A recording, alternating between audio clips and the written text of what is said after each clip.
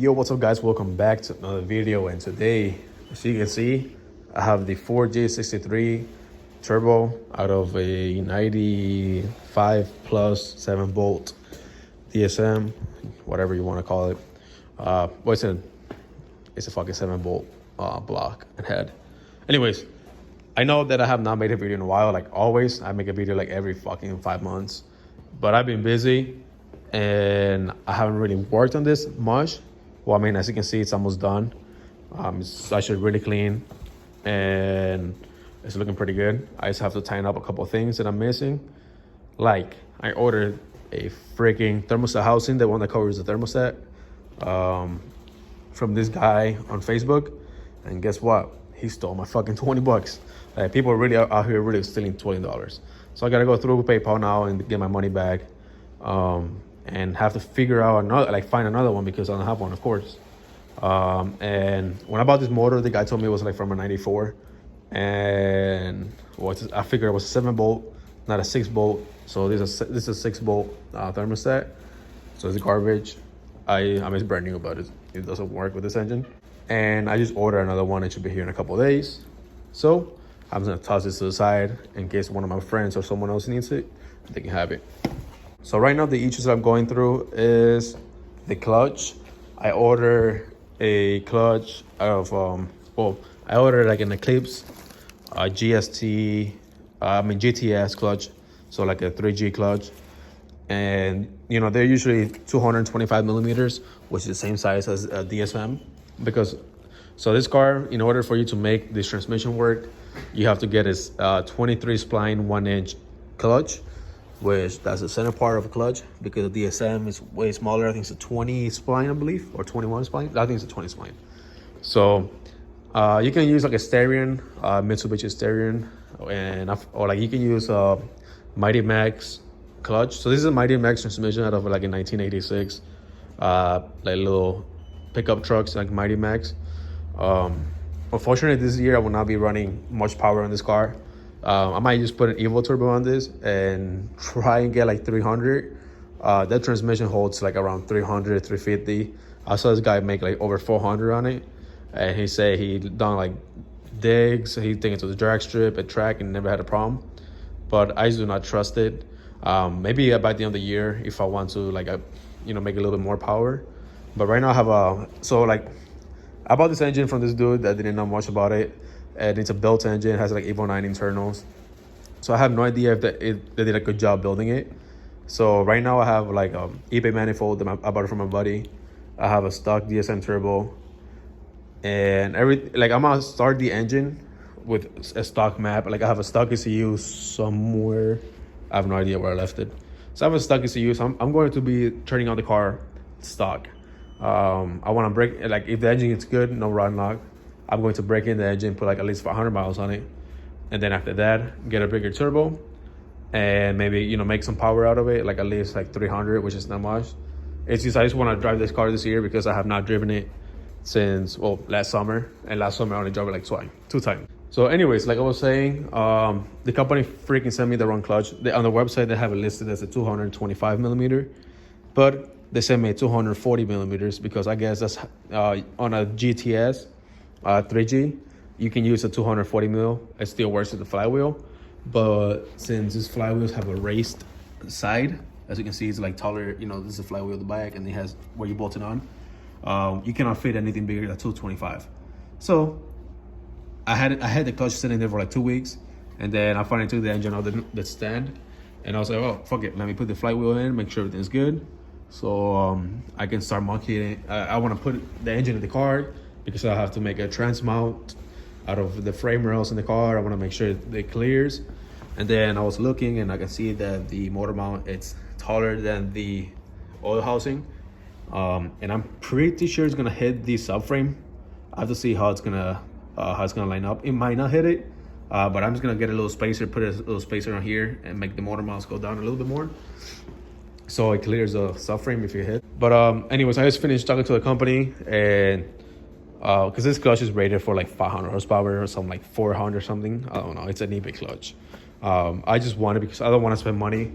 Like the way I'm looking at it, I don't want to spend too much money. If the engine is fucked up, I'm gonna have to take it out, send to a machine shop, get it rebuilt, and that's more money. And I haven't posted anything, but I bought a 350Z. I don't think I ever made a video of it, but I sold my 240 with an SR on it, and I bought a 350Z, and I've been putting a shit ton of money into the Z. Like, I put a cage on it. I have like angle kit right here. The wheels, where are they at? Oh, right here. I bought some wheels for it. Bought cage, wheels. I put bucket seats. I had to buy coilovers. So all my money is going to that, and that's more of this car is just like a side car that I can just mess around with whenever I'm bored, or take it to car meet or whatever, which I don't really go to car meets anyways. But anyways, this is like my fun around car. So the Z is gonna be my hobby car. Like, I love drifting, so I want to get more into it. So this year I want to go like more legit and actually go to more events. So all my money is going into that. So I couldn't afford a T56 transmission, and again, I didn't want to buy a T56 trans because I'm gonna have to buy trans, different drive shaft, clutch setup, and then if I start this fucking engine and it has a rod knock, I'm gonna have to take everything out and spend more money. So with this setup, it's safe. I'm not really that much into it, only like $1,000. So I was, if it doesn't work, I can still have money left over to rebuild the engine. But anyways, another thing that I'm like going through right now that I fucked up, that I haven't done yet, is the pilot bushing or the pilot bearing. Well, this is a 6-bolt flywheel, as you can see. I have the 7-bolt right here, but as you can see, the hole is small, and the hole clears the input shaft on the transmission. But I don't know, some people run it like that. Some people say you have to bore out the hole and fit a Mighty Max pilot bearing, which I just ordered. Should be here later in a couple hours. So I have to take that flywheel off, take it to machine shop, and get the center hole bored out so I can fit a pilot bushing, just to be a little bit safer. I was not gonna do it because it clears it perfectly, but I just want to be on the safe side, because I was thinking DSMs don't even have one, and the input shaft goes through. I'm pretty sure the input shaft goes through the center hole on the flywheel. Actually, might not.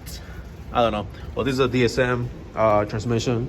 This is my brother's DSM that we just took the trans out.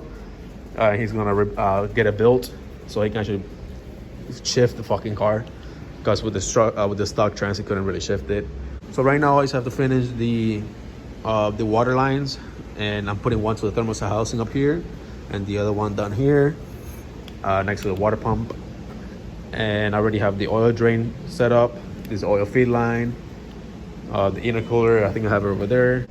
I think it was like 2 days ago we moved the car from sitting here for almost a whole year. We moved it to the lift part because I was gonna put the engine in, but then I couldn't because of that clutch issue. And then I went to Harbor Freight to buy an engine hoist, and they are out of stock. I had to wait until today. So they told me to call back on Monday to get one in stock, and now I called today and they told me that I had to wait till Friday. So I have to wait anyways because the clutch issue. Yeah, but anyway, I mean, the motor is pretty good. It's looking good. I don't think I have to do much more to get it up there. I've been slacking a lot. But now that I have the car here, I'm just gonna actually start working on it, because as soon as I get the clutch, the engine has to go in, so I can start mucking up everything and make sure that it fits good. Once I make the motor mount for the transmission and I know that it's in place, I have to take measurements to get the drive shaft made. And I have a drive shaft in the corner, like a stuck drive shaft for a truck. So they're gonna have to cut it and put a Ford 88 rear portion of the drive shaft. It's hard to see, but right here I have a subframe, a Miata Sub Frame with a Ford 88 rear end. I bought it for my buddy for like $800. I still have to get the axles. The axles are another $800. I've been slacking. I don't want to spend that much money right now because I still have to do a lot of work. But I want to get the subframe out of there because it's bare metal, and I want to paint it before I put it in, of course. So right now I'm just painting. Once I paint these, I'll probably cover everything else and move the subframe out, and you just put it right here and start painting that. I know this is just a talking video, but I just want to show you guys what I'm doing, what's going on. Oh, also I have to, well, when I bought the trans, it came with a broken bolt in here. So I have to take this out and remove the broken bolt. But once it's on the car, I'm going to measure it and see how high it is, and I'm gonna cut it here and then cut it like over here and then weld this down here so I can have a shifter, because as you can see, this is a truck shifter and it's angled back, so does not work. Yeah, but these trans, like a lot they blow because the oil pan, as you can see, it's super thin. So this is the oil pan right here. It's literally like a sheet of metal that they use as an oil pan from factory. And what happens when people put like power on this transmission, they like to split in half down on the oil pan. A company used to make thicker oil pans, but they went out of business. And the way you do it is you can do it at your house. You just get like a piece of metal, maybe like, I don't know, I'll probably get like a 1/2 inch piece of metal and drill holes and make that an oil pan. So I'm gonna have my buddy at the machine, at the shop that he works at, cut out a piece and drill the holes so I can put it on this trans, and I won't have to worry about braking, until it lasts. I don't know how long it's gonna last. Hopefully that transmission is good. Like it feels pretty smooth when you shift. The guy told me it was rebuilt, but everyone always lying, so you cannot really trust that. But anyways, guys, I'm gonna keep working on this. I'm going to start taping everything up and put up, cover the whole thing in plastic, cover that up with plastic, make sure that I don't get overspray over there.